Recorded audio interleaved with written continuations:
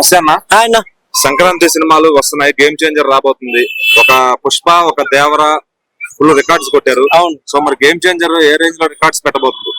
100% కొంచెం ఎక్కడో కలెక్షన్ పరంగా కొంచెం ఎక్కడో పుష్ప 2 కి దేవరాకి మించి కొంచెం తక్కువ ఉంటది ఏమో అనుకుంటా. ఎందుకంటే ఇప్పుడు జరిగిన పరిమాణాల బెనిఫిట్స్ తో తీసేశారు కదా, అది కొంచెం మైనస్ తప్పితే మిగతా విషయంలో రామ్ చరణ్ గారిది, ఎందుకంటే గ్లోబల్ స్టార్ ఇమేజ్.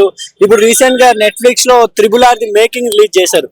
దాన్ని బట్టి ఇంకా చాలా మంది నెట్ఫ్లిక్స్ లో పాపులర్ అయ్యారు రామ్ చరణ్ గారు. అంటే ఆ మేకింగ్ చూసి చాలా వ్యూస్ వచ్చాయని నెట్ఫ్లిక్స్ రిలీజ్ చేశారు కాబట్టి అదొక ప్లస్ పాయింట్ గేమ్ చేంజర్.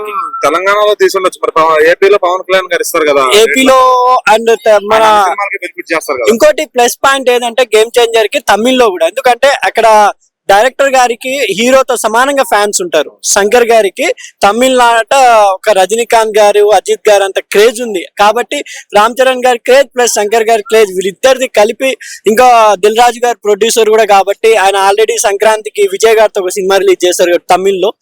తమిళనాడులో కొంచెం తెలుగులో తెలంగాణలో డల్ అయినా ఆ వర్తి అనేది తెలంగాణ కవర్ అవుతుంది.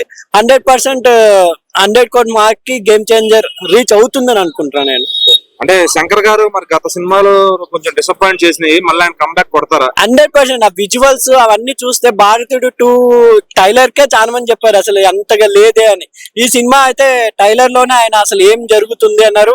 మొన్న డలాస్ లో జరిగిన దాంట్లో మన దిల్ రాజు గారు కొంచెం స్టోరీ లీక్ చేశారు కదా, అంటే ఒక ఐపీఎస్ ఆఫీసర్ కి ఒక రాజకీయ నాయకుడు జరిగే పొలిటికల్ థ్రిల్లర్ డ్రామా ఇది. ఫ్లాష్ బ్యాక్ ఎపిసోడ్ అయితే రామ్ చరణ్ గారు అరాచకం చేశారన్నారు.